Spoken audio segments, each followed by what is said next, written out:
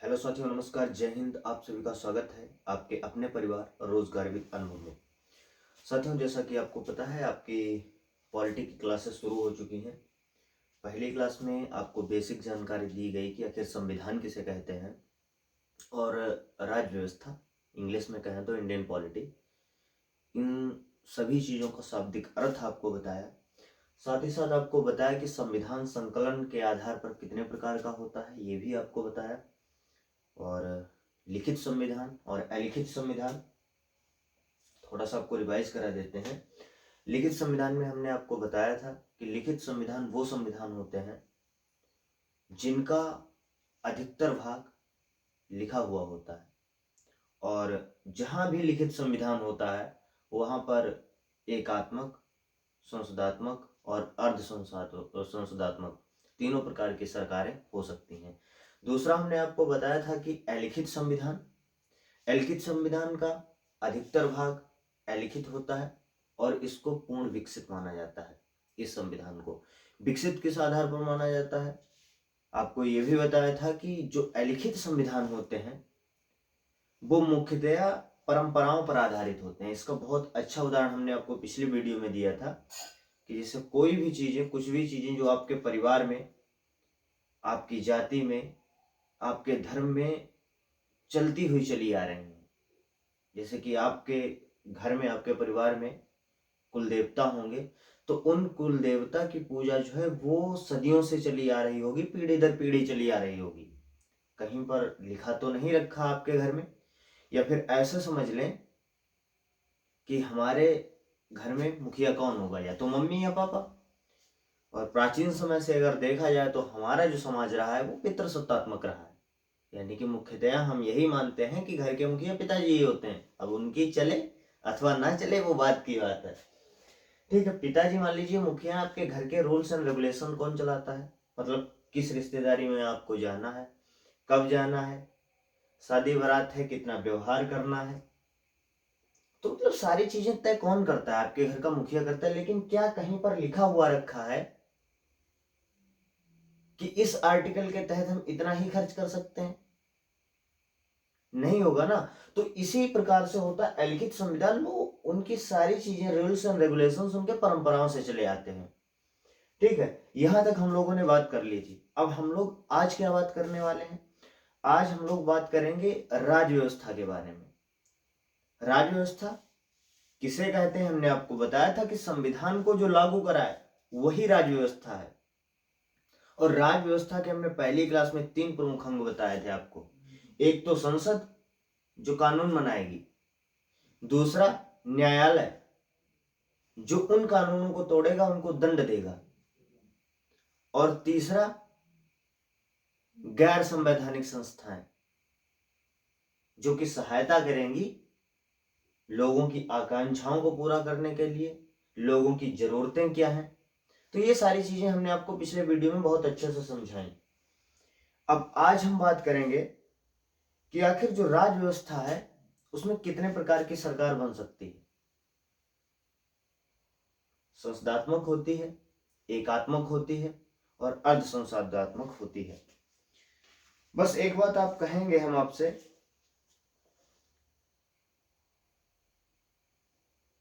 कि हम लोगों को, या हम कहें कि ज्यादातर लोग, हर चीज में ऐसी आदत पड़ी हुई है कि सुविधाओं को ढूंढने का हम लोग प्रयास करते हैं। हालांकि जिस सुविधा की हम बात कर रहे हैं उस सुविधा का इंतजाम मैंने किया हुआ है। हम बात करते हैं कि जो भी हम लोग पढ़ते हैं, कोशिश ये करते हैं कि हमको कहीं से किसी के नोट्स मिल जाए, किसी का कॉपी किया हुआ मिल जाए। लेकिन अगर मैं आपको व्यक्तिगत रूप से सलाह दूं तो मेरी सलाह यही है कि आप कहीं से पढ़ें, कुछ भी पढ़ें।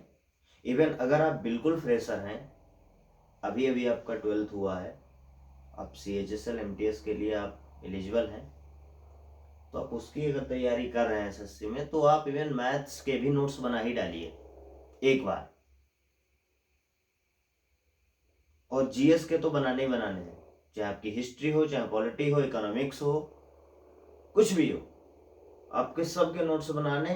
क्योंकि होता यह है कि हम जो लिखेंगे कहीं ना कहीं उसमें, मतलब कोई भी लिखेगा तो उसमें उसकी भावनाएं भी शामिल होती हैं। कुछ चीज़ों को उस तरह से नोटेट करता है कि उन चीज़ों को उसने क्यों लिखा है यहाँ पर ये चीज, वो उसी को समझ में आती है। तो जब आप अपने नोट्स बनाएंगे तो आप उसको और बेहतर ढंग से आप अपने हिसाब से, जैसे आपको अच्छा लगेगा उस हिसाब से बनाएंगे तो आपका मन भी लगेगा। खैर ये तो बात हो गई, लेकिन अगर आप नहीं बनाना चाहते हैं तो भी कोई बात नहीं है, इसका भी प्रावधान है। वीडियो के डिस्क्रिप्शन में व्हाट्सएप ग्रुप का लिंक है, ज्वाइन करिए, वहाँ हर क्लास की पीडीएफ आपको मिलती रहेगी। तो चलिए अब हम समय नहीं गंवाएंगे और बढ़ते हैं और बात करते हैं सबसे पहले हम राज्य व्यवस्था की। राज्य व्यवस्था की हम प्रकृति की बात करते हैं।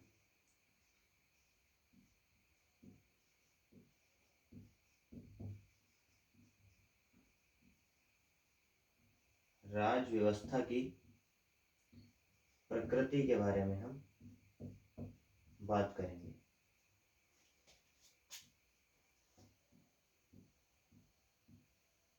कि आखिर जो राज्य व्यवस्था की प्रकृति है वो कैसी होती है। अब प्रकृति का मतलब ये है कि या तो एकात्मक सरकार होगी, कैसी, या तो एकात्मक सरकार होगी,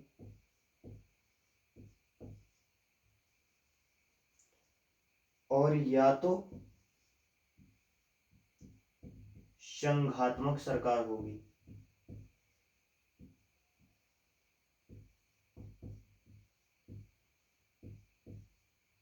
या तो संघात्मक सरकार होगी। अब सबसे पहले हम बात कर लेते हैं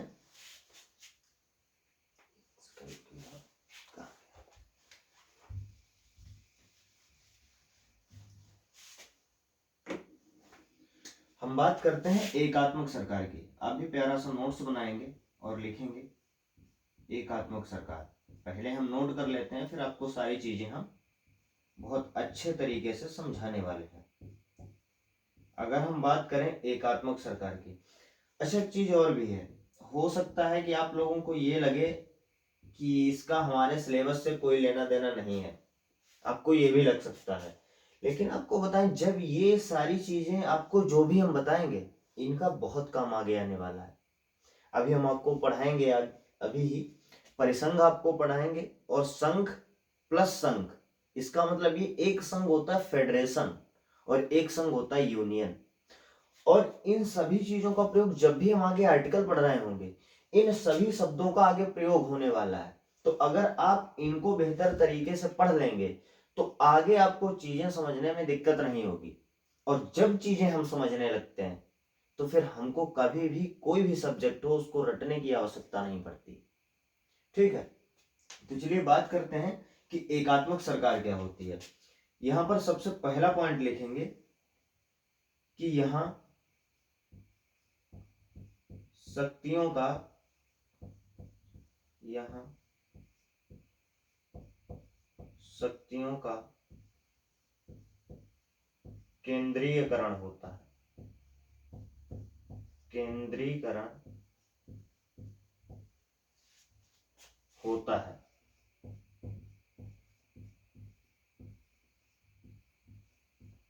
ठीक, दूसरा पॉइंट नोट करेंगे, यहां राज्यों व केंद्र के बीच, केंद्र के बीच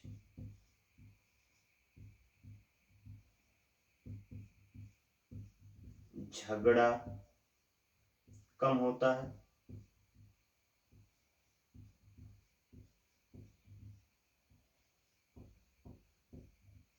ठीक है, तीसरा पॉइंट नोट करेंगे, यहां समस्त शक्तियों का प्रयोग, समस्त शक्तियों का प्रयोग, शक्तियों का प्रयोग एक ही सरकार करती है। एक ही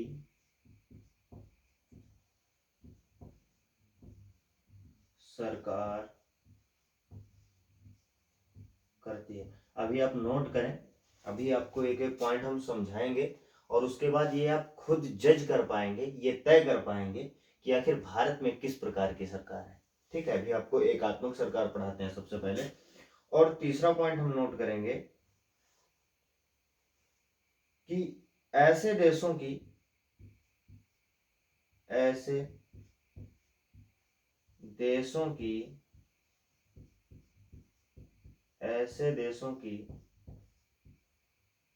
जनसंख्या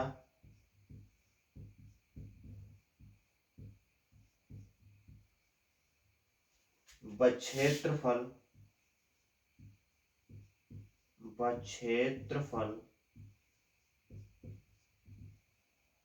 कम होता है,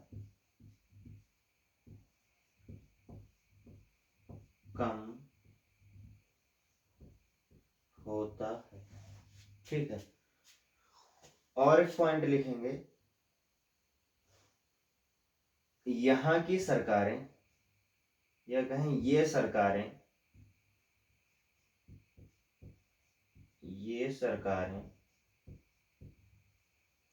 कम खर्चीली होती हैं। कैसी? कम खर्चीली होती हैं। और सबसे बड़ा पॉइंट ये है, यहाँ की जो न्यायपालिका होती है, यहाँ की न्यायपालिका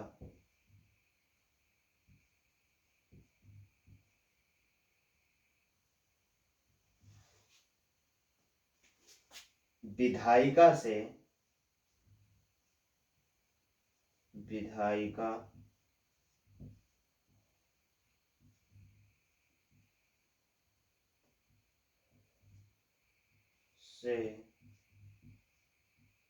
कमजोर होती है।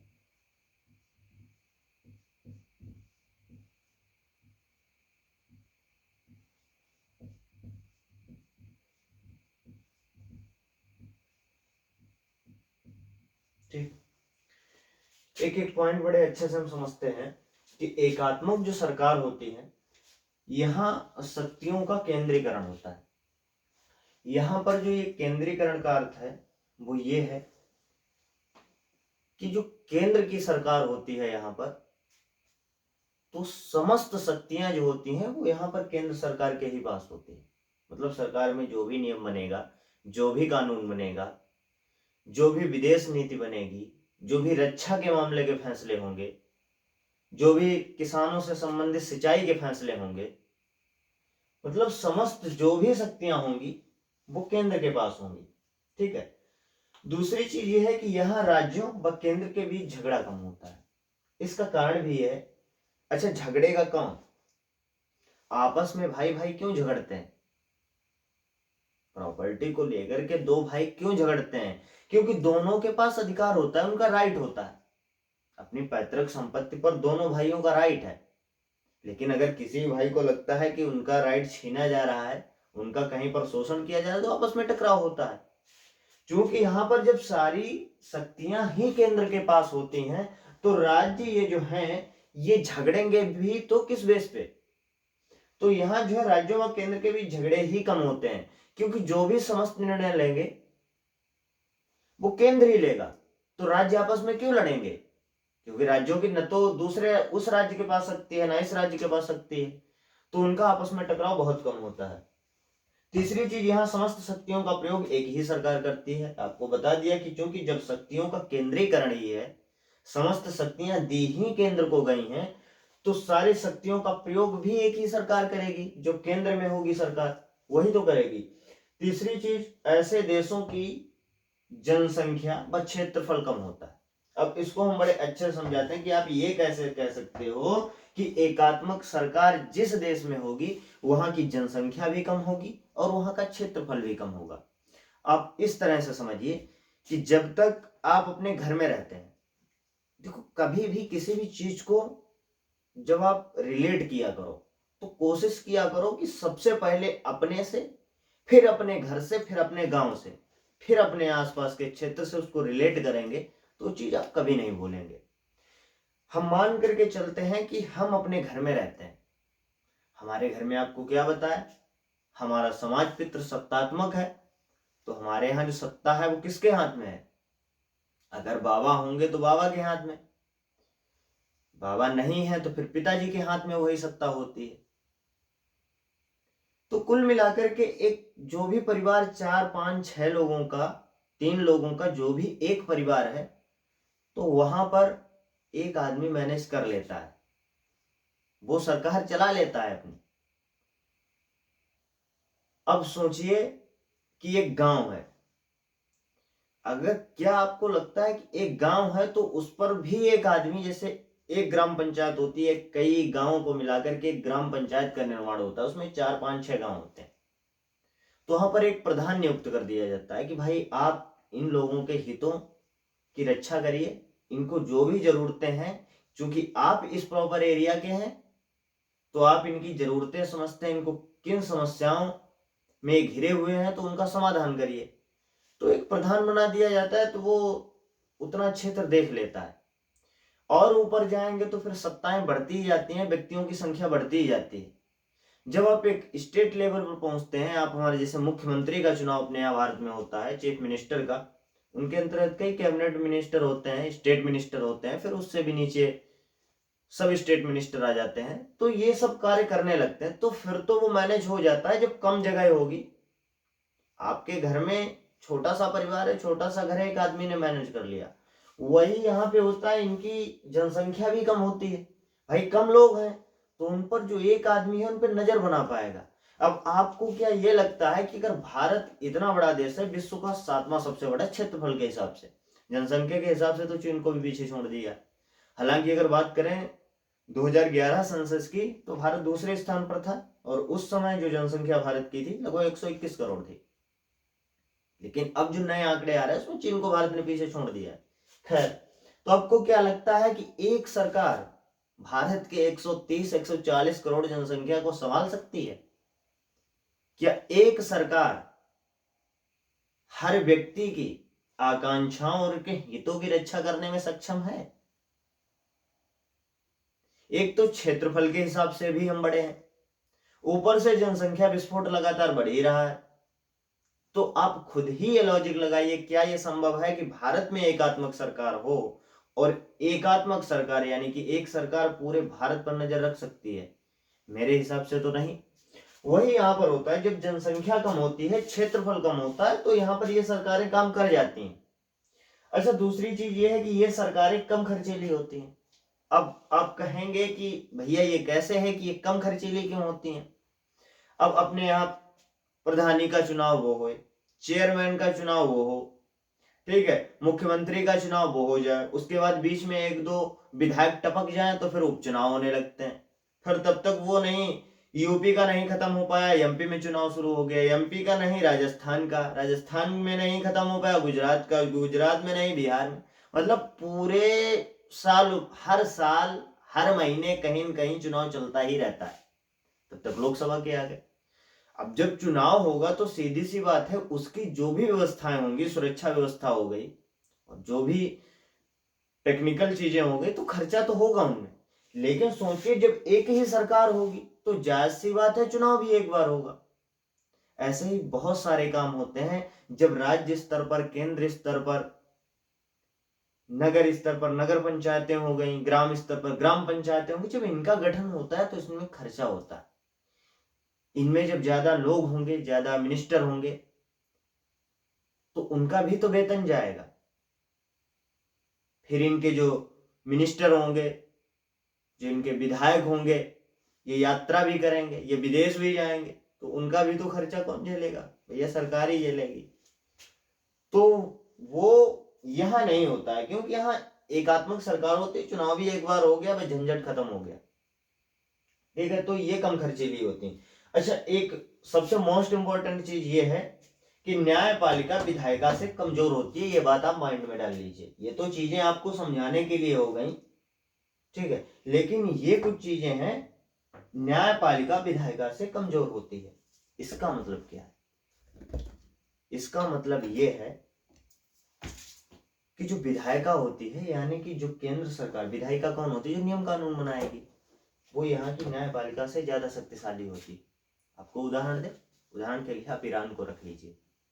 ईरान में अगर न्यायपालिका ने किसी आदमी को कोई भी सजा अगर सुनाई है, लेकिन अगर वहां का जो हेड ऑफ स्टेट, और आप अभी आगे पढ़ेंगे कि स्टेट का मतलब क्या होता है, अपने यहाँ तो स्टेट चलो यूपी को मान लिया, लेकिन वैसे हेड ऑफ स्टेट का मतलब ये हो गया, किसी भी नेशन को भी स्टेट कह देते हैं, मतलब किसी भी राष्ट्र का जो प्रमुख होता है उसका फैसला यहाँ पर सर्वमान्य होता है, मुख्यतः यही होता ही है। एकात्मक सरकार में जो मुख्य होगा वो जो कह देगा वही बात मानी जाएगी। न्यायपालिका ने अपना फैसला सुना दिया, लेकिन अगर वहां के स्टेट ऑफ हेड ने कह दिया कि नहीं, ये नहीं होना चाहिए, इसको सभी आरोपों से बरी किया जाता है, तो फिर न्यायपालिका ये नहीं कह सकती है कि ये आप नहीं कर सकते। ठीक है, अब आप विचार करिए, क्या भारत में शक्तियों का केंद्रीकरण है, मतलब सिर्फ केंद्र सरकार के पास ही कानून बनाने का अधिकार है? तो आप कहेंगे नहीं, भारत में तो ऐसा कुछ भी नहीं है। फिर आप कहेंगे यहाँ राज्यों और केंद्र के बीच झगड़े कम होते हैं। भैया ऐसा नहीं है। अब देखना, पंजाब हरियाणा के बीच लड़ाई है, पंजाब दिल्ली के बीच हो गई लड़ाई, ये होता ही रहता है यहाँ। ठीक है, तो ये भी चीज फॉलो नहीं होती है। फिर तीसरी चीज, यहाँ समस्त शक्तियों का प्रयोग एक ही सरकार करती है? बिल्कुल नहीं, ऐसा नहीं है। अभी जब हम संघात्मक सरकार पढ़ेंगे तो फिर हम आपको बताएंगे कि शक्तियों का बंटवारा किस प्रकार से, अभी तुरंत आपको पढ़ा रहे हैं। ऐसे देशों की जनसंख्या और क्षेत्रफल कम होता है। क्या भारत की जनसंख्या कम है? आप कहेंगे भैया नहीं। आप कहेंगे क्षेत्रफल कम है, कहेंगे भैया नहीं, विश्व का 7वां सबसे बड़ा देश है। तो भैया ये भी चीज फॉलो नहीं होती। तीसरी चीज, अब आगे, ये सरकारें कम खर्चीली होती हैं। आप सोचिए, क्या भारत की सरकारें कम खर्चीली हैं? आपको बताएं, एक पॉइंट आप नोट करिएगा कि भारत में जो सत्र चलता है ना, संसद की बैठक जब चलती है, तो क्या आपको पता है संसद की कार्यवाही के दौरान, आप कहीं पर नोट कर लेंगे ऊपर साइड में, संसद की कार्यवाही जब चलती है तो इसमें जो 1 मिनट का खर्चा है, 1 मिनट का जो खर्चा है वो 2.5 लाख है। ये अप्रोक्स इतना खर्चा है। 1 मिनट का ये खर्चा है, ये एक दिन का भी खर्चा नहीं है ना, 1 महीने का। आम आदमी बेचारा पूरे साल में कहीं इतने की बचत कर पाता है? अब समझो, ये 1 मिनट का खर्चा है संसद का, उसमें भी ये क्या करते हैं, ये चेयर फेंकेंगे, ये कपड़े फाड़ेंगे, ये धक्का मुक्की करेंगे, कुल मिला के ये कार्यवाही होने ही नहीं देते हैं। मुद्दों से भटकाया जाता है। कोई भी कुछ भी काम जो होना चाहिए संसद में, आप ये मान के चलिए नहीं होता है। और 1 मिनट का खर्चा 2.5 लाख। कहेंगे ये कहां से होता है? इनकी वीआईपी खाने की व्यवस्था, इनकी वीवीआईपी सुरक्षा, सर्दियां हैं तो वहां हीटर की व्यवस्था, ब्लोअर चलते हैं, गर्म हवा आ रही है। गर्मियां हैं तो वीआईपी एसी की व्यवस्था। इनमें सब में लगभग 1 मिनट में 2.5 लाख का खर्चा है भारत की संसद की कार्यवाही का, जब भी संसद का सत्र चलता है। ठीक, आगे बढ़ाएंगे कि सत्र, 2 सत्रों के बीच अधिकतम समय कितना हो सकता है। ठीक है, ये सारी चीजें आपको आगे बताएंगे, लेकिन अभी आप ये जो बैकग्राउंड है इसको तैयार करिए। ठीक है, तो यहाँ की सरकारें कम खर्चीली भी नहीं है। इसे से अंदाजा लगा लो, जब 1 मिनट का खर्चा ही 2.5 लाख है सिर्फ संसद की कार्यवाही का। अच्छा, न्यायपालिका विधायिका से कमजोर होती है? तो कहेंगे भैया ये भी नहीं। और ये हम आपको अभी थोड़ा सा समझा देते हैं। क्या भारत में संभव है? नहीं। भारत में ऐसा कोई भी कानून संसद बनाती है, मान लीजिए हमने यहां से सरकार को चुना, वो पूर्ण बहुमत में चली गई, तो आपको क्या लगता है कि भारत के अंदर वो सरकार जाकर के मनमानी कर पाएगी? क्या हमारे राइट्स का हनन कर पाएगी? नहीं। भारत के संविधान निर्माताओं ने भारत के संविधान को कुछ इस प्रकार से निर्मित किया है, ना तो हमारी न्यायपालिका ही तानाशाही कर सकती है कि पता लगा कोई भी कानून आ रहा है किसानों के हित में है, न्यायपालिका ने कह दिया नहीं ये कानून रद्द तो रद्द, ये भी संभव नहीं है। या फिर हमारी संसद कोई ऐसा कानून ले आए जिसमें हमारे फंडामेंटल राइट्स कहें तो मौलिक अधिकारों का हनन हो रहा है, हमारे कुछ भी जीवन कुल मिला के अगर वो संविधान के हिसाब से अगर वो अवैध है तो उसको सुप्रीम कोर्ट को एक पावर दिया गया है कि वो उस नियम को अवैध करार दे सकता है। ठीक है, तो यहां पर न्यायपालिका जो है वो विधायिका से ऊपर ही है, नीचे नहीं है। ऐसा नहीं है कि न्यायपालिका ने किसी आदमी को सजा दी है और आकर के हमारा राष्ट्रपति या प्रधानमंत्री कह दे कि नहीं इसको आरोपों से बरी कर दो, नहीं। हालांकि कुछ मामलों में राष्ट्रपति और उपराज्यपाल को दंड को क्षमा करने की शक्ति दी गई है। जैसे राष्ट्रपति अगर किसी को फांसी हुई है तो उसके पास ये पावर है भारत के अंदर कि वो उस फांसी को उम्र कैद में बदल सकता है, लेकिन ऐसा नहीं कि उसको बिल्कुल बरी करवा दे। तो ऐसे कुछ मामले हैं, इनको हम अपवाद भी नहीं कह सकते हैं। अगर राष्ट्रपति को लगता है कि हाँ इस पर दया दिखानी चाहिए, जैसे याकूब मेमन को फांसी दी गई, तो ये बड़े शर्म की बात है हम लोगों के लिए। कभी किसी व्यक्ति के लिए भारत में एक आम नागरिक के लिए जिसको न्याय मिलना हो उसके लिए कभी किसी नेता ने पैरवी नहीं की। और जब याकूब मेमन 26/11 मुंबई जो धमाके हुए उसमें सैकड़ों लोग मारे गए, लगभग 600 कुछ का आंकड़ा था लोगों के मरने का। और आपको पता है कभी भी एग्जैक्ट डाटा पब्लिक किया ही नहीं जाता है, पब्लिश किया ही नहीं जाता है। उसका आरोपी था याकूब मेमन, पढ़ा लिखा था, इंजीनियर था। इसीलिए हम लोग कहते हैं कि जरूरी नहीं है कि शिक्षा आपको एक बहुत अच्छा व्यक्ति भी बना दे। और आपकी हमेशा कोशिश यही रहनी चाहिए कि किताबी ज्ञान भले ही आपके पास कम हो, लेकिन आप जिंदगी में अगर कुछ न बन सके तो कम से कम एक अच्छे इंसान अवश्य बनिए। हमेशा ये कोशिश करिए। ठीक है, तो याकूब मेमन के लिए कभी भी सुप्रीम कोर्ट को रात को नहीं खोला गया, लेकिन याकूब मेमन की फांसी रोकने के लिए हमारे राजनीतिक दलों ने रात के 12 बजे सुप्रीम कोर्ट खुलवा दिया। हालांकि वहां से राहत नहीं मिली। फिर उसके बाद राष्ट्रपति को रातों रात लेटर भेजा गया कि भैया इसकी फांसी रुकवा दो, इस पर दया दिखा दो। लेकिन हमारे राष्ट्रपति जी ने भी उस पर कोई दया नहीं दिखाई और दिखानी भी नहीं चाहिए। और मुझे लगता है कि अगर आप भी, और आप भी क्या, आप तो हिंदुस्तानी हैं ही, आपके हिसाब से भी याकूब मेमन की फांसी रोकने का कोई मतलब ही नहीं बनता है। एक आतंकवादी की सजा ही वही है कि 72 औरों के पास भेज दो। खैर जो भी है, लेकिन ये विडंबना है हम लोगों की कि राजनीतिक दल सिर्फ अपने वोट बैंक के चक्कर में कुछ भी कर सकते हैं। खैर आगे बढ़ते हैं और बात करते हैं हम अब संघात्मक सरकार की। ठीक है, इतना नोट कर ही लिया होगा।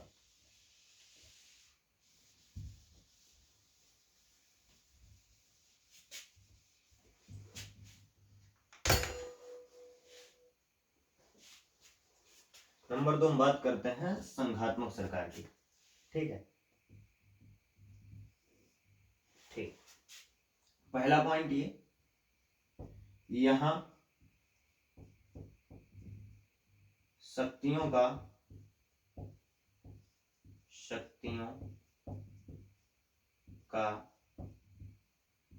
विकेंद्रीकरण होता है।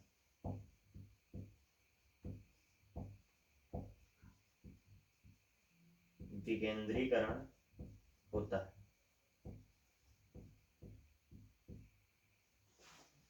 नंबर 2, यहां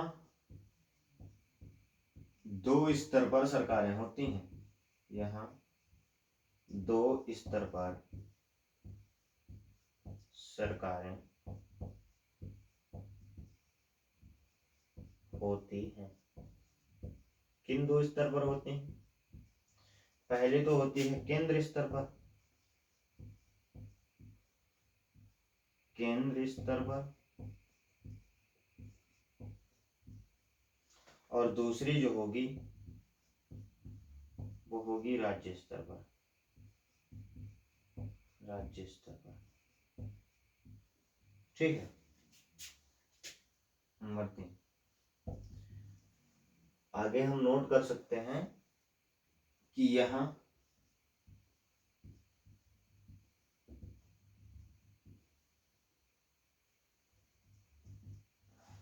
राज्य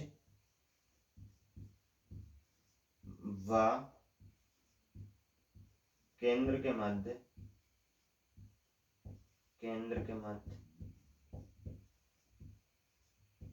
झगड़े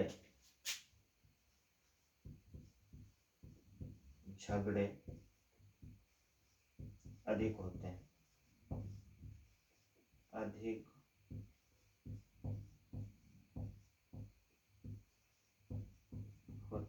ठीक है। अगला पॉइंट नोट करेंगे, यहाँ की सरकारें, यहाँ को क्या हमको नोट करना चाहिए, ये सरकारें,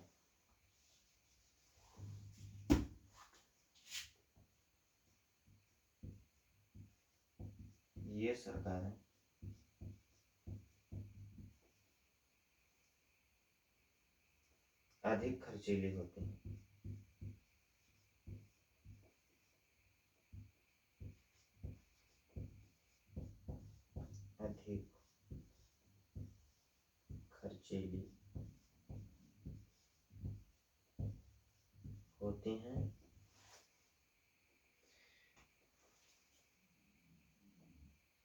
और हम एक चीज लिख सकते हैं, आम जनता की महत्वाकांक्षाएं, आम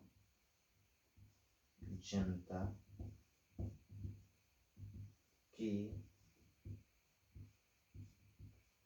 महत्वाकांक्षाओं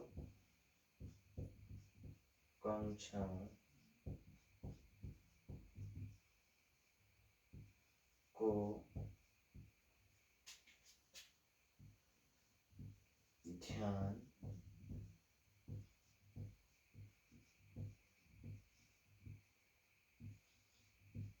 रखते हैं। और अंतिम पॉइंट देखेंगे, यहाँ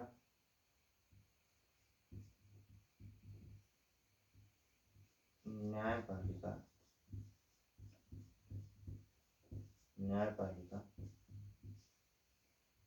विधायिका से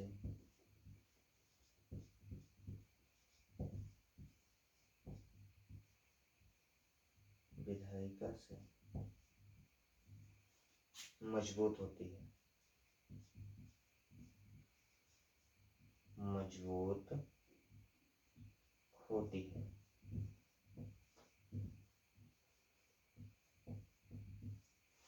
ठीक है। अब चलिए इसको थोड़ा जल्दी से समझ लेते हैं। संघात्मक सरकार में क्या होता है कि यहाँ की शक्तियों का विकेंद्रीकरण होता है। विकेंद्रीकरण का मतलब ये होता है कि यहाँ जो शक्तियां होती हैं वो सिर्फ केंद्र सरकार के पास नहीं होती हैं, क्योंकि यहाँ पे क्या लिखा है दूसरा पॉइंट, यहाँ दो स्तर पर सरकारें होती है, केंद्र स्तर पर व राज्य स्तर पर। केंद्र स्तर पर जो सरकार होगी और राज्य स्तर पर जो सरकार होगी, तो दोनों में शक्तियों का बंटवारा होता है। कुछ विषय ऐसे होंगे जिन पर जो कानून बनाने का अधिकार होगा वो सिर्फ केंद्र सरकार के पास होगा, और कुछ विषय ऐसे होंगे जिन पर कानून बनाने का अधिकार सिर्फ राज्य के पास होगा। और एक और सूची होती है, केंद्र सूची में केंद्र, राज्य सूची में राज्य, और एक सूची होती है संपत्ति सूची, इंग्लिश में कहते हैं उसको कॉन्करेंट लिस्ट, ठीक है। उसमें ऐसे विषय रखे जाते हैं, अभी आपको ये सब पढ़ाएंगे, किसमें कितने विषय हैं, कौन कौन से विषय हैं मुख्यतः, वो सारी चीजें आपको बताएंगे। लेकिन अभी इतना समझिए कि जो कॉन्करेंट लिस्ट होती है, जो संपत्ति सूची होती है, उसमें ऐसे विषय होते हैं जिन पर केंद्र व राज्य दोनों को बनाने का अधिकार होता है।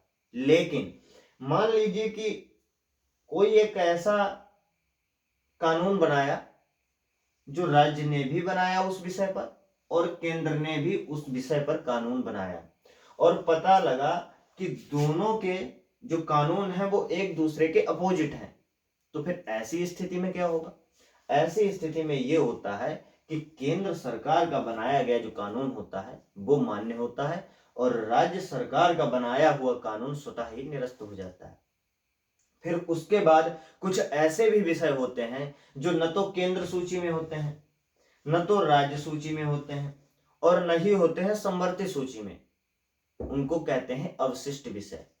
तो भारत के संविधान में ऐसा वर्णन है कि अवशिष्ट विषयों पर जो कानून बनाने का अधिकार होगा वो केंद्र सरकार के पास होगा। तो इसी का अर्थ है कि यहाँ पर शक्तियों का विकेंद्रीकरण नहीं होता है। तीसरा, ये यहाँ राज्य व केंद्र के मध्य झगड़े, माफ कीजिएगा यहाँ पे एक गलत नोट हो गया है, यहाँ राज्यों के मध्य, यहाँ राज्यों के मध्य झगड़े अधिक होते हैं। आपस में झगड़े यहाँ चलते रहते हैं, ये आपने भी देखा होगा, ये इंडिया में बहुत ज्यादा होता है, किसी और देश के उदाहरण की आवश्यकता ही नहीं है। आगे बात करते हैं, यहाँ सरकारें अधिक खर्चीली होती हैं। वो मैंने आपको एकात्मक सरकार जब पढ़ा रहे थे तभी मैंने आपको समझाया किस प्रकार से भारत में सरकारें हैं, और कहीं भी सरकारें इस स्तर की जब होंगी तो फिर वहां खर्चा होगा ही होगा। ठीक है, और यहाँ पर यह है कि आम जनता की महत्वाकांक्षाओं को ध्यान में रखा जाता है, और इन दो पॉइंट को हम आपको एक साथ पढ़ाते हैं। आम जनता की महत्वाकांक्षाओं को ध्यान रखती हैं ये सरकारें, और दूसरा पॉइंट ये है कि यहाँ न्यायपालिका विधायिका से मजबूत होती है। यहाँ पे ये पॉइंट समझिएगा कि आम जनता की महत्वाकांक्षाओं को ध्यान रखती है। तो आप कहेंगे क्या एकात्मक सरकार नहीं रखती है? हालांकि हम ये स्पष्ट तौर पर नहीं कह सकते हैं कि आम जनता की महत्वाकांक्षाओं को एकात्मक सरकार ध्यान में नहीं रखती है, लेकिन अधिकतम ये पाया गया है, क्योंकि ये जो सरकारें होती हैं अगर देखा जाए तो इनके ऊपर कोई होता नहीं है, क्योंकि यहाँ की जो न्यायपालिका है, जैसे भारत में न्यायपालिका है, अगर भारत की विधायिका संसद, अब विधायिका का मतलब ये होता है कि संसद जो केंद्र स्तर पर नियम बनाएगी, और राज्य स्तर पर होता है विधानमंडल, जिससे विधानसभा और विधान परिषद हो गया राज्य स्तर पर, और लोकसभा और राज्यसभा हो गया केंद्र स्तर पर। तो वो ऐसा कोई कानून बना दें जिसमें आम नागरिकों के मौलिक अधिकारों का हनन हो रहा हो, तो क्या वो कानून मान्य होगा? नहीं। आर्टिकल 32 अनुच्छेद 32 सुप्रीम कोर्ट को, यानी कि हमारे उच्चतम न्यायालय को, सर्वोच्च न्यायालय को ये अधिकार प्रदान करता है कि कोई भी फंडामेंटल राइट्स का कोई भी कानून उल्लंघन करता है तो उसको सुप्रीम कोर्ट 5 तरीके से रिट जारी कर सकता है। इसके बारे में आगे पढ़ेंगे बहुत विस्तृत से, लेकिन अभी आप बस इतना समझने का प्रयास करिए कि यहां पर आम जनता की महत्वाकांक्षाओं को ध्यान में रखना भी इनकी मजबूरी है, क्योंकि अगर ये कोई भी ऐसा कार्य करते हैं जो आम जनमानस के अधिकारों का हनन करता है तो इनके ऊपर न्यायपालिका बैठी हुई है, वो कहती है कि भैया नहीं नहीं, इसको निरस्त करिए, ये अवैध ही है, तो इनकी मजबूरी भी होती है। आगे हम आपको डीपीएसपी पढ़ाएंगे, राज्य के नीति निदेशक तत्व। हालांकि जो डीपीएसपी होते हैं उनको कानून के द्वारा लागू नहीं कराया जा सकता, लेकिन फिर भी उसके अनुसार पर ही भारत की सरकारें चलती हैं। एक आदर्श राज्य का उसमें वर्णन किया गया है कि राज्य कैसा होना चाहिए। ठीक है, उन सब पर बात करेंगे। तो यहाँ की जो सरकारें होती हैं वो आम जनता का बहुत ध्यान रखती हैं, अलग अलग समितियां कार्य करती रहती हैं। ठीक है, तो इतना आपके समझ में आ गया होगा कि एकात्मक सरकार और संघात्मक सरकार क्या होती है, फटाफट से टिक मार लेते हैं। अच्छा ये बताइए, क्या भारत में शक्तियों का विकेंद्रीकरण होता है? आप कहेंगे बिल्कुल होता है, केंद्र के पास समस्त शक्तियां नहीं, बिल्कुल ठीक है। दूसरा पॉइंट, यहाँ पर 2 स्तर की सरकारें होती हैं, केंद्र स्तर पर, राज्य स्तर पर। क्या भारत में ऐसा है? तो आप कहेंगे हाँ बिल्कुल है, तो ये भी सही। यहाँ राज्यों के मध्य झगड़े अधिक होते हैं, कहते हैं भैया बिल्कुल मैंने देखा है, तो ये भी बिल्कुल ठीक है, भारत पे अप्लाई करता है, भारत की सरकार पर। ये सरकारें अधिक खर्चीली होती हैं, तो भैया सामने आपके लिखा हुआ है प्रूफ, ये संसद की कार्यवाही जो 1 मिनट का खर्चा ही 2.5 लाख है, तो फिर खर्चीली तो है ही है, ये भी ठीक है। आम जनता की महत्वाकांक्षाओं को ध्यान रखती है, तो यह बिल्कुल है।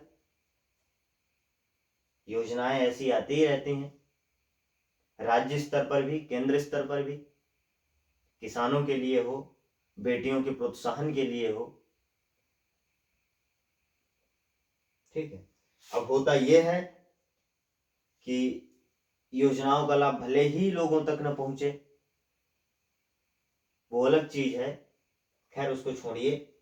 तो यहाँ पर यह भी बात सही है, और यहाँ न्यायपालिका विधायिका से मजबूत होती है, तो यह भी बात सही है, आपको पता है। आर्टिकल 32 सर्वोच्च न्यायालय को अधिकार देता है, अगर कोई भी आपके मौलिक अधिकारों का हनन होता है। और आर्टिकल 226 ये हाई कोर्ट को अधिकार देता है कि भैया आपके राज्य में भी अगर किसी के मौलिक अधिकारों का हनन हो सकता है तो 5 प्रकार से रिट जारी कर सकते हैं। वो आगे आपको पढ़ाएंगे। ठीक है, ये टॉपिक आपका क्लियर हो गया, आपने आयोग नोट भी कर लिया होगा। तो अब हम आगे बढ़ते हैं। ठीक है,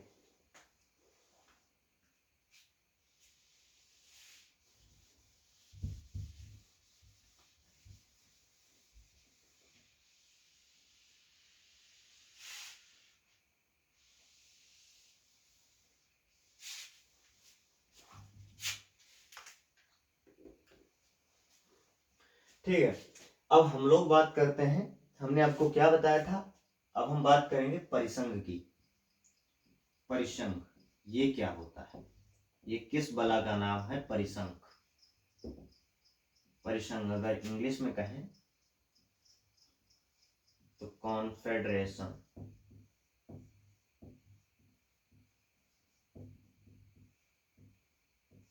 ठीक,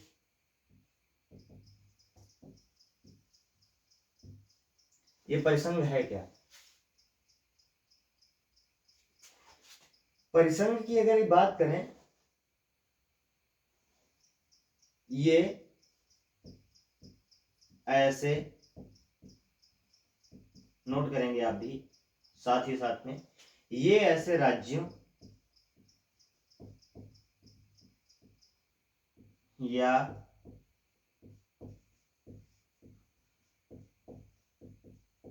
रियासतों का समूह, यहां समूह होता है जो विदेशी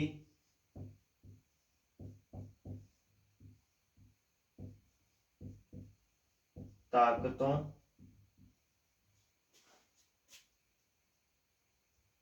के विरुद्ध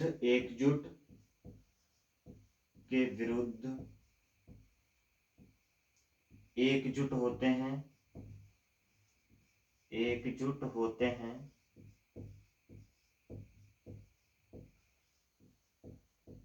परंतु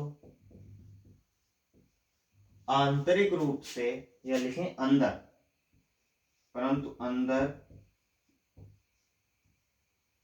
अलग अलग होते हैं, अलग अलग होते हैं। बात आपके समझ में आई।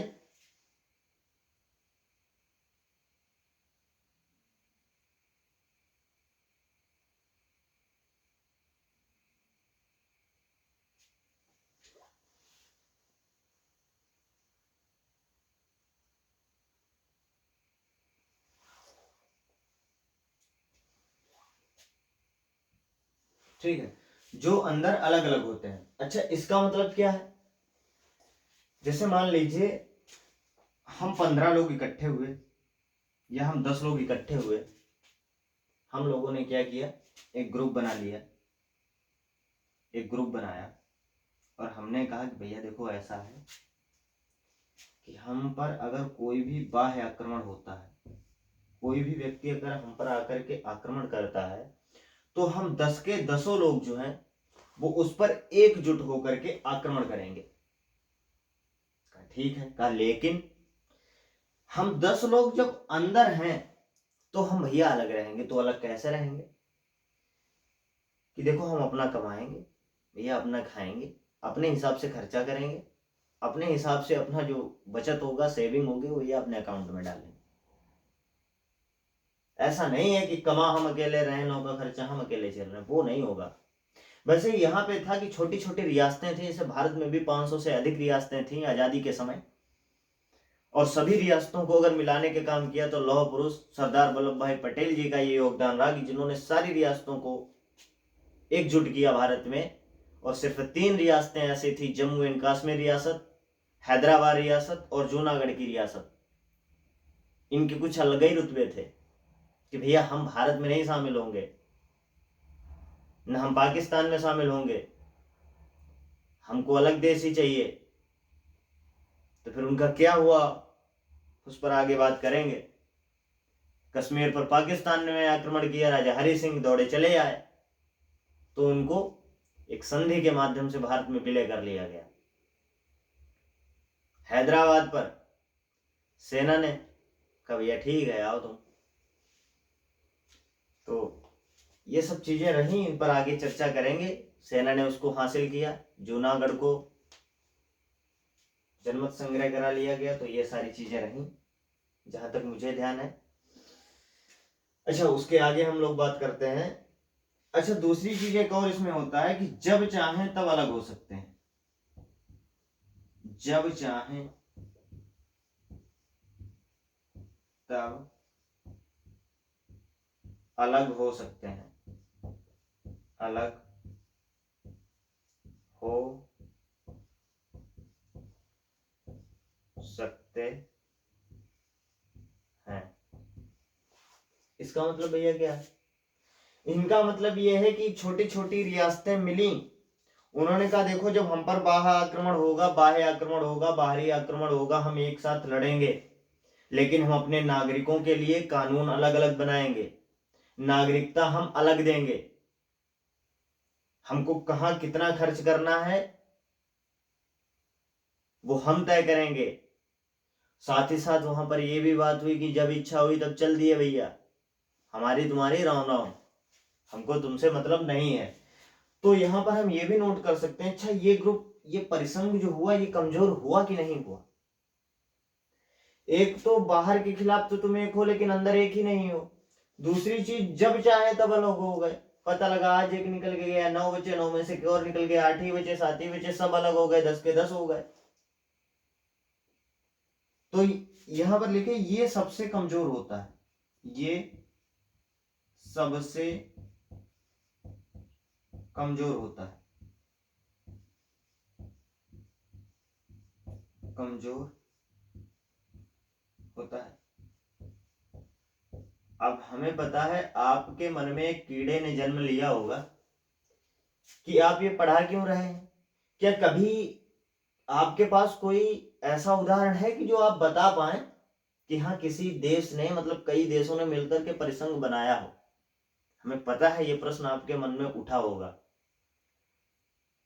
तो इसका जो आंसर है वो ये है, हाँ, सबसे पहले जो परिसंघ बनाया था, आप नोट कर लें। फॉर एग्जाम्पल, उदाहरण के लिए अगर हम जाएं तो 1777 ईस्वी में, 1777 ईस्वी में अमेरिका ने परिसंघ बनाया। अमेरिका ने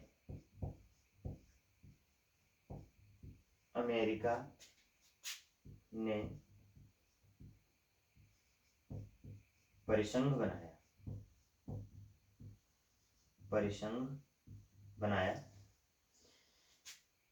और इसने कार्य कब तक किया? इसने कार्य करना जो शुरू किया वो 1781 से 1789 तक इसने कार्य किया। तो कहेंगे भैया इसके बाद क्या हुआ? 1781 से 89 तक कार्य किया। क्योंकि हुआ क्या था, 1789 में, यहां पर ये भी आप नोट कर लेंगे, 1789 में अमेरिका का संविधान बन गया था। 1789 में अमेरिका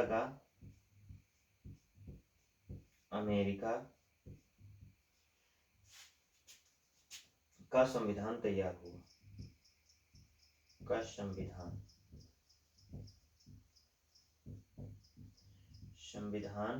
बन गया। अच्छा, एक चीज आप और नोट कर लेंगे, आ ही गई माइंड में, इसको नोट कर लीजिएगा। अमेरिका का जो संविधान बना, इसके लिए एक बहुत फेमस है एक सम्मेलन, जिसको कहते हैं फिलाडेल्फिया सम्मेलन।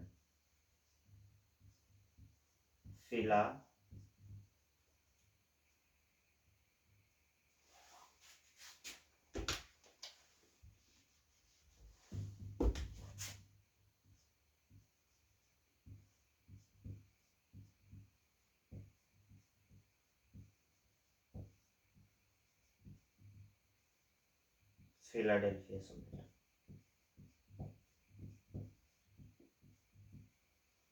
ठीक है, तो ये बहुत महत्वपूर्ण है, कभी कभी पूछ लेता है कि कौन सा सम्मेलन है जिससे अमेरिका के संविधान की नींव पड़ी।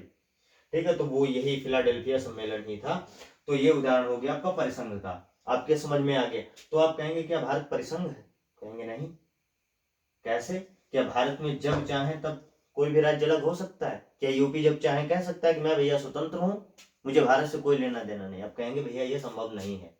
और क्या ऐसा भारत के अंदर है कि विदेशी ताकतों के विरुद्ध तो हैं हम एकजुट, परंतु हम अंदर अलग अलग हैं? आप कहेंगे बिल्कुल नहीं, ऐसा तो कुछ भी नहीं है। ऐसा तो नहीं है कि भैया यूपी कह रहा है कि हाँ हमारी अर्थव्यवस्था अलग है, हमारी जीडीपी अलग है, हम अपने नागरिकों के लिए अलग कानून बनाएंगे। तो ऐसा तो संभव नहीं है। तो मतलब भारत में जो है वो परिसंघ, भारत एक परिसंघ नहीं है। चलिए इतना आपने नोट कर लिया होगा। अब आगे बढ़ते हैं और बात करते हैं संघ प्लस संघ की। कहेंगे ये कौन सी मुसीबत है? तो यहां पर इंग्लिश का बहुत ज्यादा महत्वपूर्ण हो जाती है इंग्लिश। ठीक है, क्योंकि एक होता है संघ जिसको कहते हैं फेडरेशन, और एक होता है संघ जिसको कहते हैं यूनियन। ठीक है, तो इसको हम अभी आपको समझाने वाले हैं। ठीक है, बात करते हैं हम संघ, और इसकी इंग्लिश आप जरूर नोट कर लीजिएगा। और वैसे भी अगर आप एसएससी के छात्र हैं तो आपको इंग्लिश से बचना ही नहीं है। और बचना क्या, बच भी नहीं सकते। अगर आप इंग्लिश से बच रहे हैं फेडरेशन, अगर आप इंग्लिश से बच रहे हैं तो इसका मतलब ये है कि आप सिलेक्शन से भी बच रहे हैं। अगर आप इंग्लिश से भाग रहे हैं तो फिर आप अपने सिलेक्शन से भी दूर भाग रहे हैं। ठीक है, बात करते हैं संघ और फेडरेशन की। देखिए यहां पर भी बात वही है, आप पहले समझ लीजिए, अभी उदाहरण के माध्यम से आपको समझाएंगे। यहां भी होता क्या है कि आंतरिक मामलों में कुछ हद तक, आंतरिक मामलों में होता क्या है कि ये स्वतंत्र होते हैं, एक नहीं होते हैं। बाहरी ताकतों के विरुद्ध ये भी एकजुट होते हैं।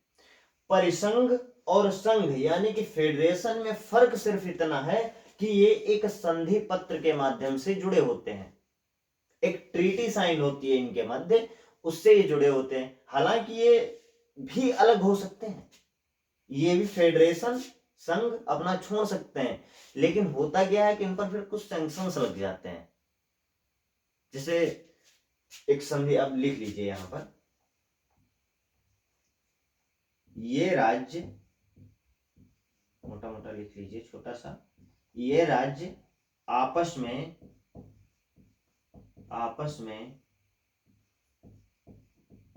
संधि पत्र पर हस्ताक्षर करके जुड़ते हैं। संधि पत्र पर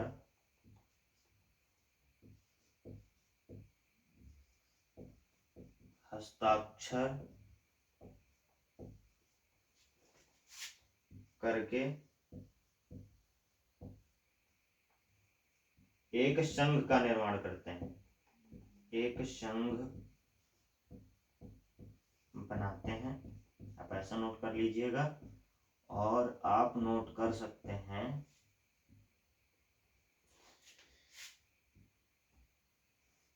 कि इनको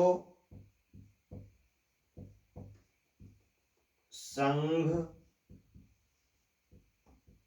से अलग होने के लिए, अलग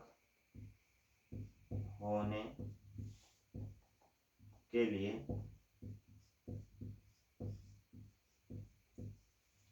संधि पत्र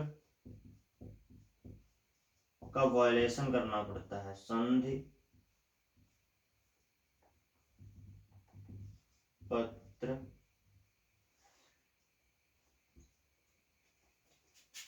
को, संधि पत्र नहीं कह सकते हैं, संधि को तोड़ना पड़ता है, संधि को तोड़ना पड़ता है, तोड़ना पड़ता है, ये आप कह सकते हैं। ठीक है, और एक पॉइंट आप नोट कर लेंगे, वो आपको हम समझाते हैं। अवशिष्ट अवशिष्ट शक्तियों पर, अवशिष्ट विषयों पर, माफ कीजिएगा, अवशिष्ट विषयों पर विधि या कानून बनाने की शक्ति, कानून बनाने की शक्ति,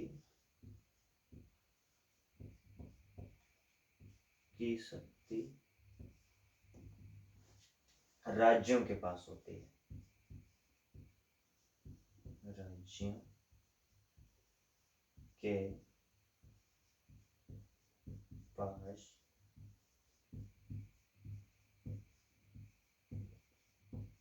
होती है।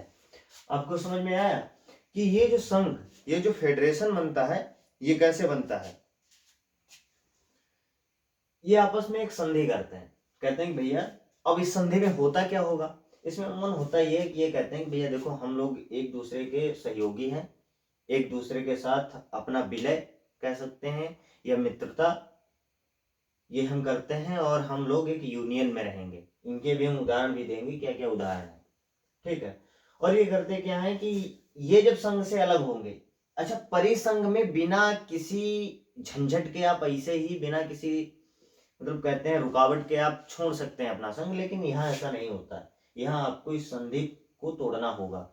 और ये तो आप जानते हैं जब आप संधि तोड़ेंगे, मान लीजिए हम 20 व्यक्ति हैं और 20 में से एक जो होगा वो संधि तोड़ेगा, तो ये जो 19 होंगे वो इसके खिलाफ हो जाएंगे कि नहीं हो जाएंगे कि भैया तुमने हमसे वादा खिलाफी की है, तुमने हमको धोखा दिया है।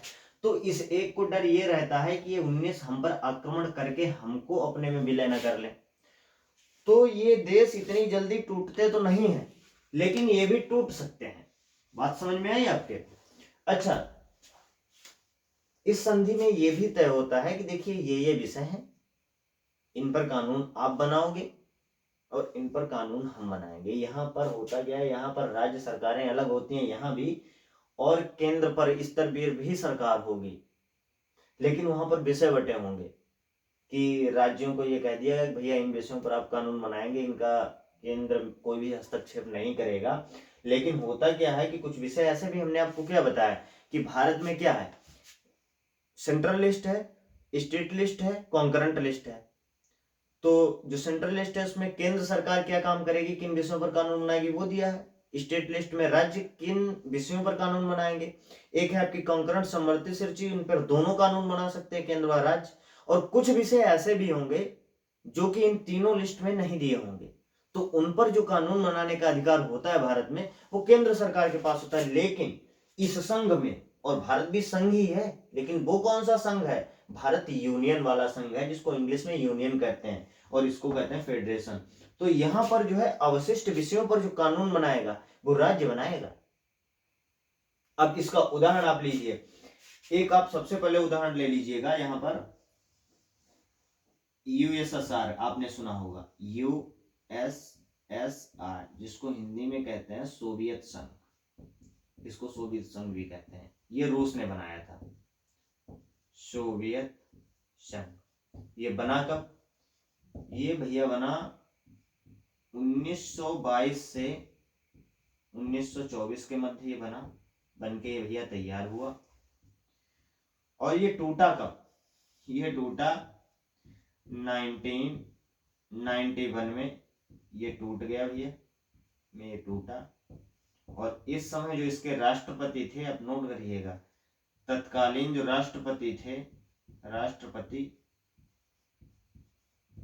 ये पॉइंट नोट करिएगा। देखिए होता क्या है, जितना समय बढ़ रहा है, घिसे पिटे सवालों को छोड़ ही रहा है कोई भी आयोग हो, तो आपसे नए सवाल बनेंगे। और वो नए सवाल कैसे आप कर पाएंगे, वो तभी कर पाएंगे जब आपने नया पढ़ा होगा। इस समय जो राष्ट्रपति थे वो थे मिखाइल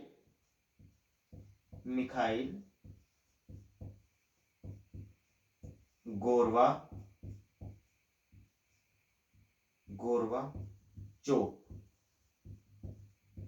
ये भैया आए और इन्होंने कहा मैं यूएसएसआर का राष्ट्रपति नहीं हूँ। बस भैया इन्होंने इतना बोला, का राष्ट्रपति नहीं हूँ, और यहीं से यूएसएसआर का विघटन हो गया। दूसरा उदाहरण आप लीजिए। दूसरा उदाहरण, अब ये तो टूट ही गया क्योंकि रूस जिसको कहते हैं रूस, ठीक है, रूस में ही ये सब देश थे और ये टूट गए, ठीक है। शायद कुल 14 देश इसमें शामिल थे, कंफर्म नहीं है मुझे इस समय, ठीक है। बात करते हैं, दूसरा उदाहरण आपको देते हैं यूएसए। यूएसए कहें तो भैया यूनाइटेड स्टेट अमेरिका। इसमें कितने देश हैं आपको ये पता है? इसमें कितने देश? इसमें लगभग 50 देश हैं, 50 देश हैं यूएसए में, ठीक है। तो वो संघ यानी कि फेडरेशन का हिस्सा है, यानी कि अमेरिका जो है वो 50 देशों का एक समूह है। अमेरिका जो है वो एक 50 देशों का समूह है और वो एक संधि पत्र के माध्यम से वो सारे देश आपस में जुड़े हुए हैं, और यहाँ पर जो अवशिष्ट विषयों पर जो कानून बनाने का अधिकार है वो राज्यों के पास है। और दूसरी चीज यहाँ पर ये भी है, और बहुत से जो भी संघ यानी कि फेडरेशन जिन देशों में लागू होगा, यहाँ पर अलग अलग नागरिकता होती है, दोहरी नागरिकता होती है। मतलब आपको अमेरिका की तो नागरिकता मिलेगी ही मिलेगी, लेकिन अमेरिका में है कैलिफोर्निया, तो कैलिफोर्निया की स्टेट है तो उसकी भी आपको नागरिकता लेनी पड़ेगी, तो वहां पर दोहरी नागरिकता। क्या भारत में ऐसा है कि आपको यूपी की भी नागरिकता लेनी पड़े? आप एमपी के हैं तो एमपी की नागरिकता अलग, ऐसा कुछ भी नहीं है, ठीक है। तो आपको भारत में जो है वो एकल नागरिकता का ही क्या कहते हैं प्रावधान है, ठीक है। अब आगे हम बात करते हैं संघ की ही, लेकिन वो संघ कैसा होगा? वो संघ होगा हमारा यूनियन वाला संघ,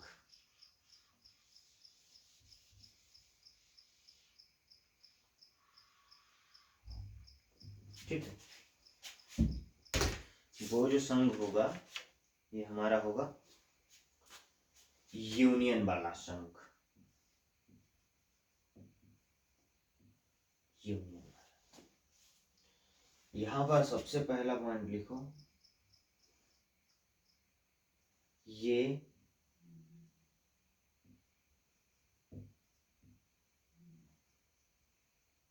राज्यों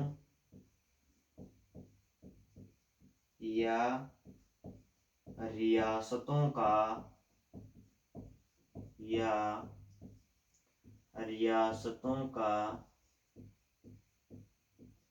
ऐसा समूह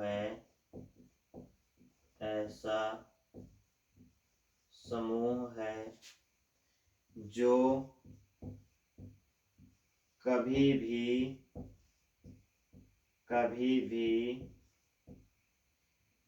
एक दूसरे से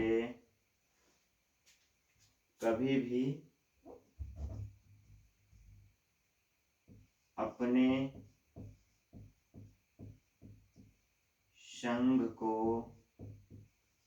अपने संघ से ऐसा समूह है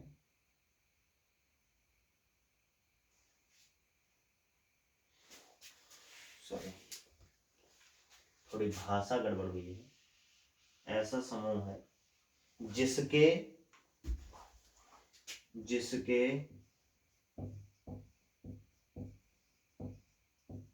राज्य कभी भी संघ कहें तो यूनियन से अलग नहीं हो सकते, नहीं।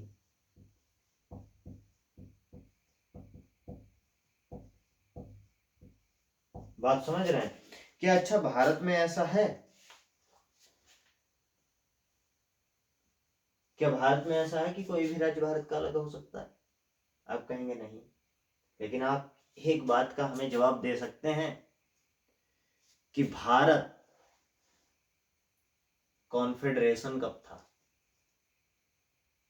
भाई ये तो हम बात कर रहे हैं अभी की वर्तमान स्थितियों की हम बात कर रहे हैं, लेकिन हम अगर बात करें जब हम आजाद नहीं हुए थे, तो क्या उससे पहले कभी हम कॉन्फेडरेशन यानी कि परिसंघ सबसे पहले आपको पढ़ा है? क्या हम कभी वो बने? तो यहां पर आप नोट करिएगा, यहां पर आप नोट करिएगा 1935 के भारत शासन अधिनियम, भारत, या ऐसे डायरेक्ट लिख लो, इतना लंबा क्यों लिखोगे, 1935 के एक्ट से, हाँ एक्ट में लिखें, एक्ट में हम परिसंघ थे। हम का मतलब यहाँ पर क्या है कि भारत परिसंघ थे, परिसंघ थे। तो यहाँ पर आपके मन में ये भी सवाल उठेगा कि भाई आपने परिसंघ में हमने क्या पढ़ाया था कि ऐसे राज्यों या रियासतों का समूह जो विदेशी ताकतों के खिलाफ तो एकजुट परंतु भारत में अलग अलग होंगे। और हमने एक पॉइंट लिखाया था कि ये अपनी स्वेच्छा से कभी भी अलग हो सकते हैं। तो 1935 के अधिनियम में क्या लिखा हुआ था, यहाँ पर नोट कर लेंगे, ये बड़े काम की चीजें। उस समय भारत में 565 रियासतें थीं। कितनी? 565 रियासतें। और इस 1935 के अधिनियम में कहा गया था, इस 1935 के अधिनियम में क्या कहा गया था कि जो रियासतें, देखें, रियासतें अपनी स्वेच्छा से, अपनी स्वेच्छा से अलग हो सकती हैं, से भारत में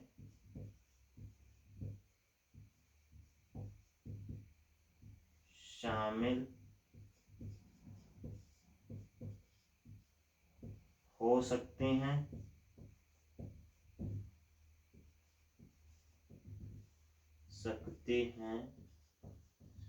और अलग भी हो सकती हैं,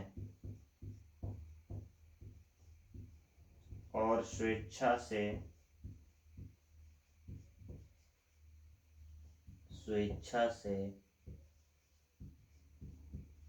अलग भी हो सकती हैं।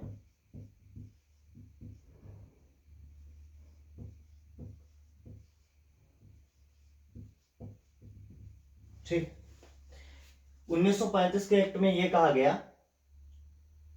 भारत में कुल 565 रियासतें थीं और उसमें कहा गया कि भैया कोई भी रियासत जो है वो स्वेच्छा से भारत में शामिल हो सकती है और स्वेच्छा से जो है वो भारत को छोड़ भी सकती है। तो ये चीज हमने किस में पढ़ी? ये हमने बात पढ़ी थी परिसंघ में। तो हम ये कह सकते हैं कि 1935 के एक्ट में या एक्ट से हम परिसंघ ही थे, परंतु अब ऐसा नहीं है। इसके लिए बहुत रात दिन एक की हमारे लौह पुरुष सरदार वल्लभ भाई पटेल साहब ने, उन्होंने लगभग 562 रियासतों को तो शामिल कर लिया था बातचीत करके, उनको समझा के।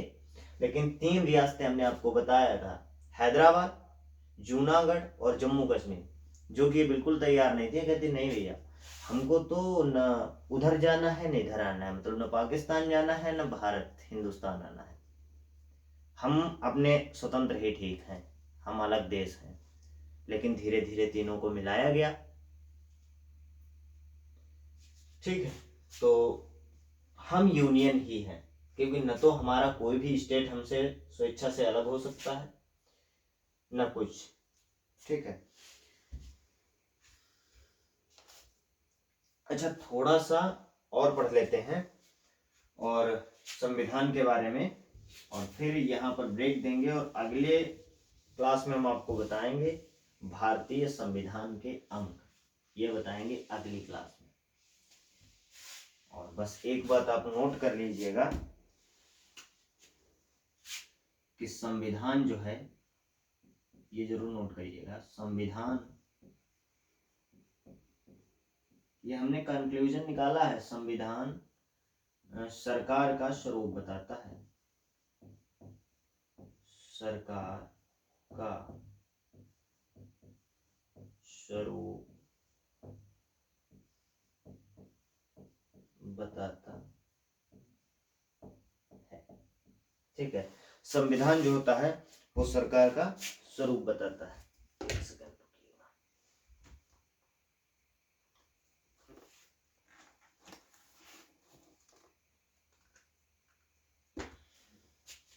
ठीक है, अच्छा, ये आपने नोट कर लिया। अब हम बात करते हैं संसदात्मक सरकारी। बहुत छोटे छोटे हैं, आपको बताएंगे संसदात्मक, अध्यक्षात्मक और अर्ध अध्यक्षात्मक। ये तीन चीजें जल्दी से हम आपको समझा देते हैं। सबसे पहले हम बात करते हैं संसदात्मक सरकार।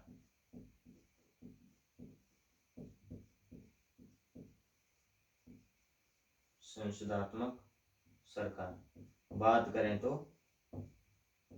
Legislature government. ठीक है, यहां क्या होता है, बस इतनी बात ध्यान रखेंगे, यहां राज्य का प्रमुख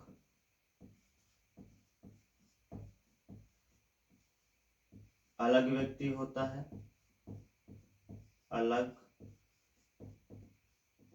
व्यक्ति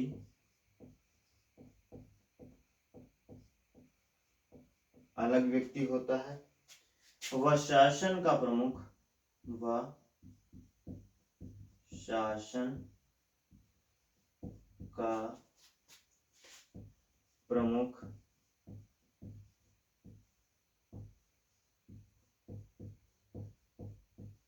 अलग व्यक्ति होता है। ऐसा भारत में ही होता है। यहाँ जो देश का प्रमुख होता है वो होते हैं हमारे राष्ट्रपति, आपको पता होगा। लेकिन शासन का प्रमुख कौन होता है, प्रधानमंत्री को माना जाता है। तो यानी कि हम कह सकते हैं भारत में संसदात्मक सरकार होती है। अब दूसरा हम डालते हैं अध्यक्षात्मक सरकार। दूसरा पॉइंट डालेंगे अध्यक्षात्मक सरकार।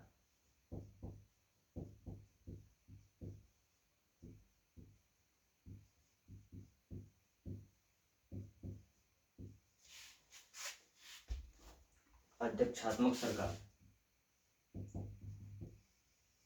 इसमें क्या होता है, यहां राज्य व शासन का प्रमुख एक ही व्यक्ति होता है, एक ही व्यक्ति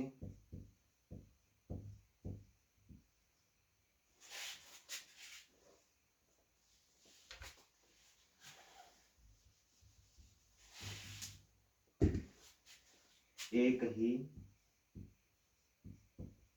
व्यक्ति होता है। ठीक, तीसरा पॉइंट लिखेंगे अर्ध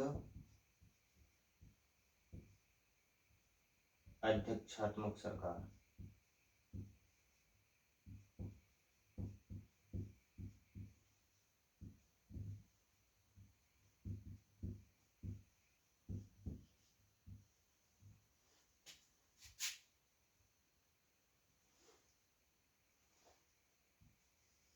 इसमें हम कह सकते हैं कि जिसमें दोनों के गुण विद्यमान हो, जिसमें दोनों के गुण विद्यमान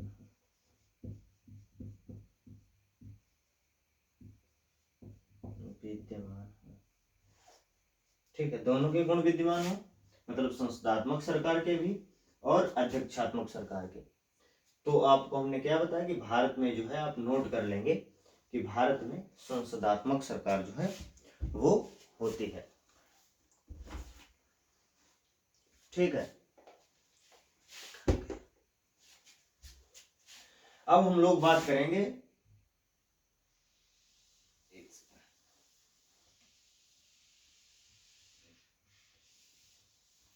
संविधान का वर्गीकरण। ठीक है,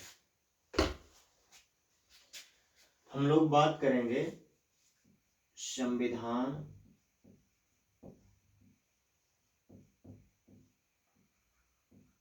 का वर्गीकरण।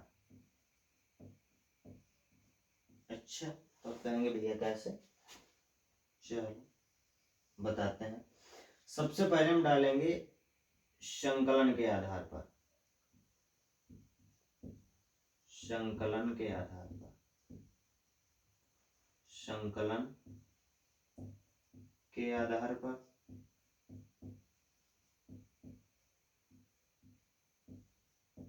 संकलन के आधार पर दो प्रकार का होता है। नंबर एक लिखित, लिखित, और नंबर दो होता है अलिखित। ठीक है, फिर दूसरा होता है आपका शासन के आधार पर, शासन के आधार पर, शासन के आधार पर भी ये दो प्रकार का होता है। नंबर एक लोकतंत्र और दूसरा राजतंत्र।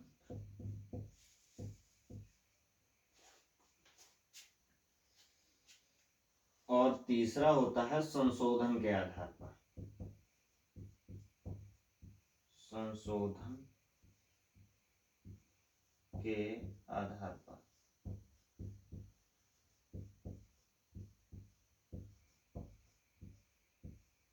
नंबर एक लचीला, नंबर दो कठोर। लचीले में अगर हम बात करें तो श्रीलंका का संविधान उदाहरण में लिख लेंगे। श्रीलंका का जो संविधान है वो बहुत ही, और यहाँ पर नोट करेंगे संशोधन के आधार पर भारत का संविधान, भारत का संविधान कठोर व लचीलेपन का मिश्रण है, कठोर व लचीला दोनों है। कहेंगे भैया ये कैसे है, तो वो आपको हम समझाते हैं। जैसे जब भी कोई सामान्य कानून बनना होता है तो आपको पता है कि वो साधारण बहुमत से ही संसद में पास हो जाता है, कानून बन जाता है। लेकिन कुछ विषय ऐसे हैं जहां पर स्पेशल मेजॉरिटी चाहिए, 2/3 बहुमत चाहिए। तो भारत का कहीं कहीं पर तो संविधान बहुत लचीला है और कहीं कहीं पर बहुत ज़्यादा कठोर है। जैसे आपको अगर फंडामेंटल राइट्स बात करें, मौलिक अधिकारों की, अगर उसमें आपको चेंजमेंट करना है, और यहीं पर एक प्रश्न उठता है कि क्या भारत के मौलिक अधिकार शुरू में कितने थे, मतलब मूल अधिकार में, माफ कीजिएगा, मूल संविधान में जो हमारे मौलिक अधिकार थे वो आपको पता होगा 7 थे। लेकिन अब कितने हैं, अब हैं भैया 6। भैया 6 क्यों है, क्योंकि संपत्ति के अधिकार को मौलिक अधिकार से हटा करके आर्टिकल 300A में डाल दिया गया कानूनी अधिकार के तौर पर। तो कैसे संभव हुआ, क्या वो साधारण बहुमत से संभव हुआ?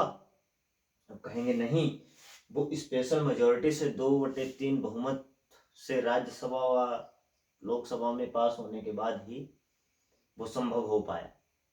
और इस पर भी 2 केस आते हैं। एक आता है वेरुवादी 1960, और एक है केशवानंद भारती वर्सेस केरल राज्य 1973।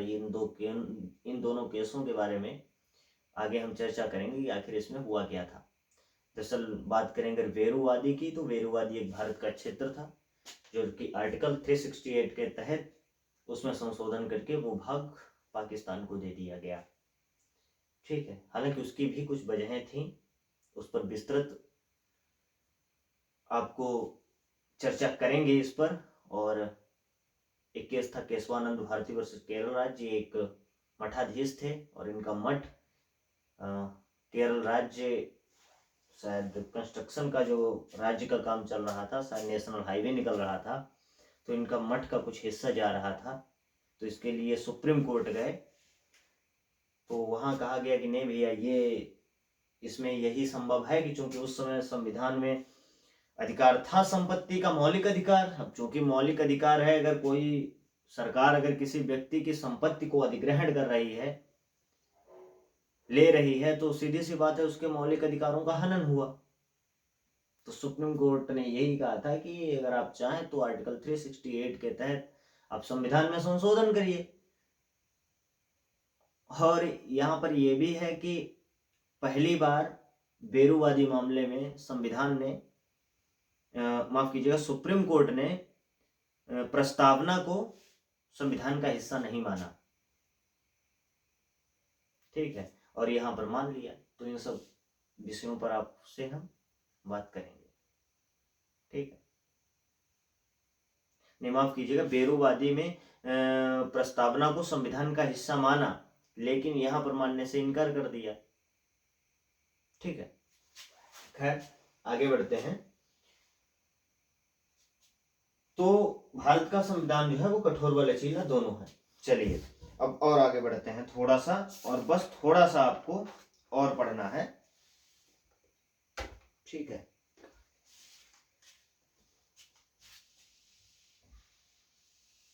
कुछ हम फैक्ट्स लिखते हैं जिनको आप बहुत अच्छे से नोट करिएगा, जो आपके काम में आ सकते हैं। ठीक है, सबसे पहले आप एक पॉइंट बनाएंगे, यहां पर लिखेंगे सबसे नया संविधान। सबसे नया संविधान, नया संविधान। ठीक है, फिर हम बात करेंगे एशिया का सबसे पुराना संविधान। ठीक है, एशिया का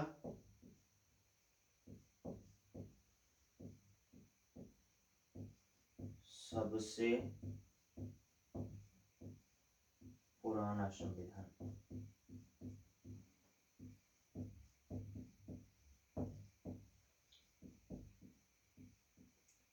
फिर एक और पॉइंट लिखेंगे सबसे पुराना लिखित संविधान। सबसे पुराना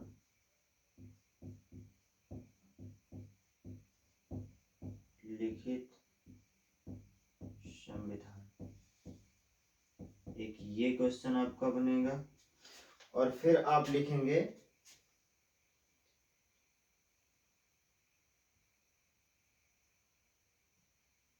सबसे छोटा संविधान। सबसे छोटा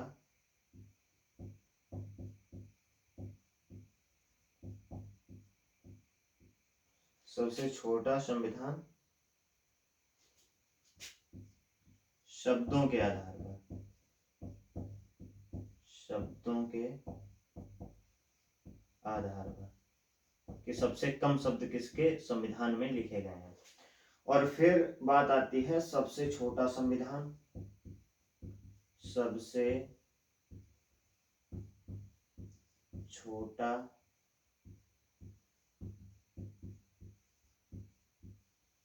सबसे छोटा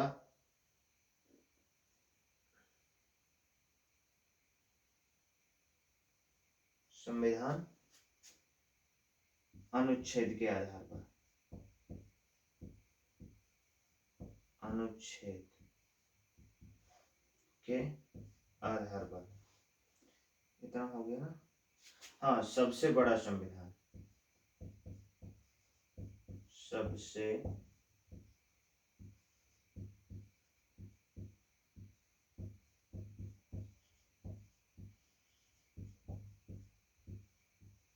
सबसे बड़ा संविधान।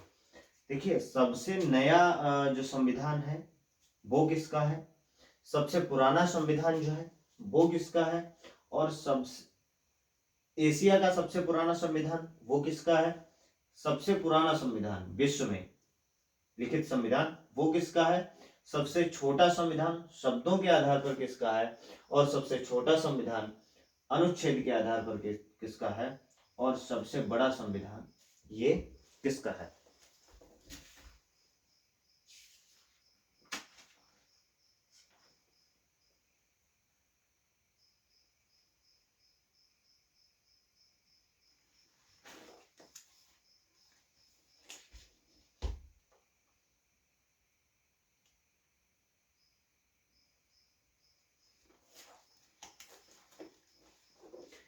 ठीक है, तो जो सबसे नया संविधान है वो है क्यूबा का।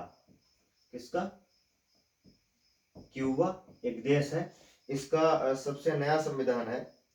ठीक है, और बात करते हैं सबसे पुराना संविधान, तो ये है अमेरिका का। अच्छा, एशिया का सबसे पुराना पूछा है तो ये हो जाएगा जापान का, जापान का, जापान का। और जापान के संविधान को मीजी संविधान भी कहते हैं, मीजी संविधान भी हम इसको कहते हैं। अच्छा, सबसे पुराना जो लिखित संविधान है वो है अमेरिका का संविधान। ठीक है, और जो सबसे छोटा संविधान है शब्दों के आधार पर वो है मोनैको का, मोनैको का है।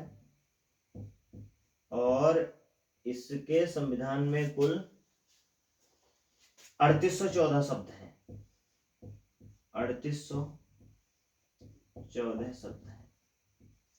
और सबसे छोटा संविधान के आधार पर ये भैया अमेरिका का है, ये अमेरिका का है, और इसमें कुल 7 अनुच्छेद हैं। कितने, 7 अनुच्छेद हैं।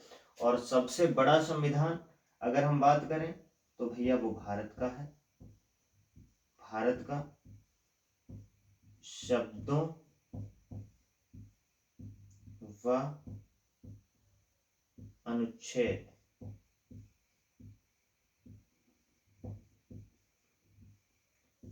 दोनों के आधार पर, दोनों के आधार, दोनों के आधार पर। ठीक है। अच्छा, भारत के संविधान में कुल कितने अनुच्छेद हैं, 448। अगर हम सही हो तो एक बार थम्स अप मारिएगा कि क्या हम सही हैं। भारत के संविधान में 448 अनुच्छेद ही हैं, क्या ये हम बिल्कुल सही बोल रहे हैं, ये आप लोग फटाफट हमें बताएंगे। अच्छा, अगर भारत के संविधान में 448 अगर आपसे कोई पूछ ले कि भारत के मूल संविधान में कितने अनुच्छेद थे तो आप क्या कहेंगे, तो आप कहेंगे, यहां पर नोट कर लेंगे, कहीं पर यहीं पर नोट कर लें, भारत के मूल संविधान में, मूल संविधान में, मूल संविधान में कितने अनुच्छेद थे, तो आप कहेंगे भैया 348 अनुच्छेद थे। और अगर हम बात करें भारत के संविधान में कुल कितने शब्द हैं, तो भारत के संविधान में यहां पे नोट करेंगे 1,77,000 और 396 कुल शब्द हैं।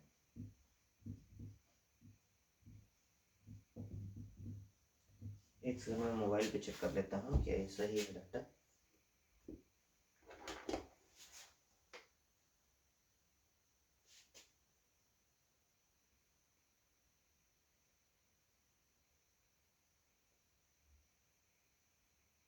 माफ कीजिएगा,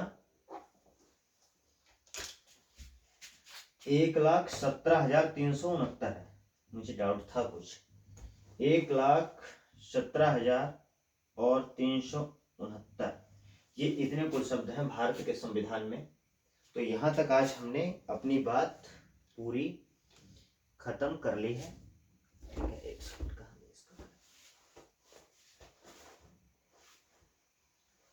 तो आज की तो ये हमारी क्लास रही, और कल हम जो पढ़ेंगे वो हम पढ़ेंगे कि भारतीय संविधान के अंक। और कमेंट करके आप लोग ये जरूर बताइएगा कि आपको क्लास कैसी लगी, क्योंकि आपका एक एक फीडबैक हमारे लिए मोटिवेशन का काम करता है।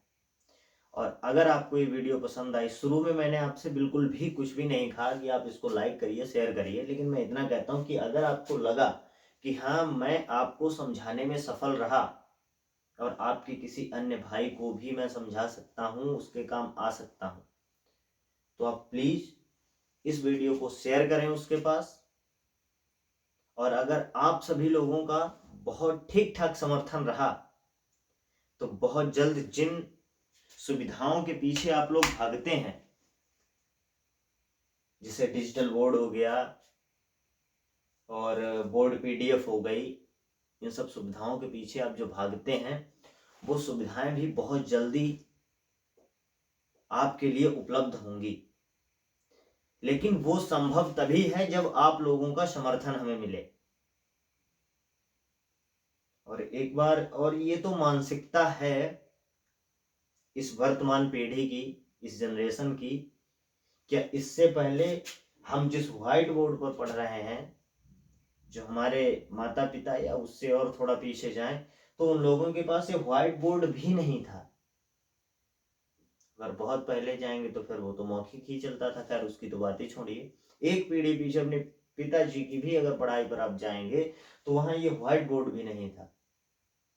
वहां ऐसे एक तख्ती ऐसे ही काट के बना ली जाती थी और उसको क्या कहते हैं, जो दीपक जलता था मिट्टी के तेल से, उसमें कार्बन जमा होता था, कालिख, उससे वो पोत दी जाती थी पाटी लकड़ी की, और उस पर चाक से लिखा जाता था। तो क्या वो आगे नहीं गए?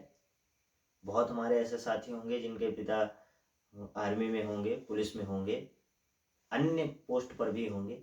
तो क्या उन्होंने डिजिटल बोर्ड से ही पढ़ाई की? क्या उन्होंने बोर्ड पीडीएफ से ही पढ़ाई की? नहीं की, तब भी वो उस पद पर पहुंचे।